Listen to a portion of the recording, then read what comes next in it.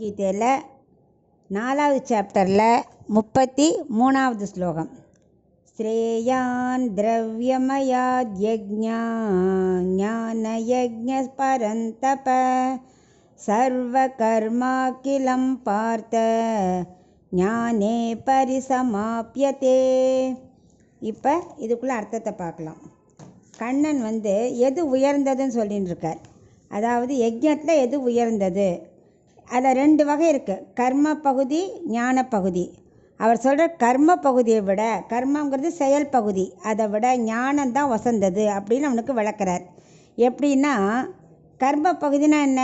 பெருமாளுக்கு திரவியத்தை கொண்டு யஜ்ஞம் பண்ணுறது. அதாவது என்னெல்லாம், பூ தொடுக்கலாம், கோலம் போடலாம், விளக்கேற்றுறது, பெருமாளுக்கு அபிஷேகம் பண்ணுறது, புதாடை உடுத்துறது, எல்லாமே யஜ்யந்தான். சந்தனம் பூசுறது எல்லாம் கர்ம யஜ்யம்.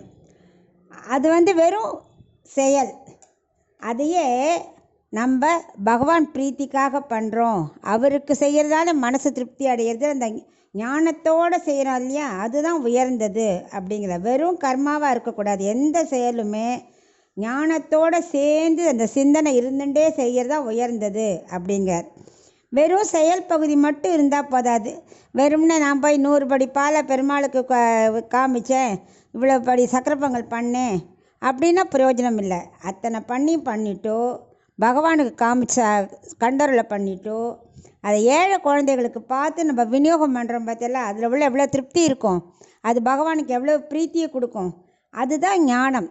அதனால் கர்மா வித்தவுட் ஞானம்னா அது பிரயோஜனமே இல்லை. இந்த 2 பகுதியில் எது சிறந்ததுங்கிறார்? ஞான பகுதி. எல்லா காரியமும் எது செஞ்சாலும் அது ஞானத்தோடு சேர்ந்தே செய்யணும், அதுதான் அழிவில்லாதது. கர்ம பகுதி அழிஞ்சிடும். இன்றைக்கி நம்ம பெருமாளுக்கு விளக்கேற்றுறோம், கொஞ்ச நாளைக்கு அணைஞ்சு போயிடும். இன்றைக்கி பூ சாத்துறோம், நாளைக்கு வாடி போயிடும். ஆனால் இதை நம்ம எதுக்காக செய்கிறோன்னு ஒரு ஞானத்தோட சிரமத்தை அப்படியே யோசித்து பார்ப்போம்.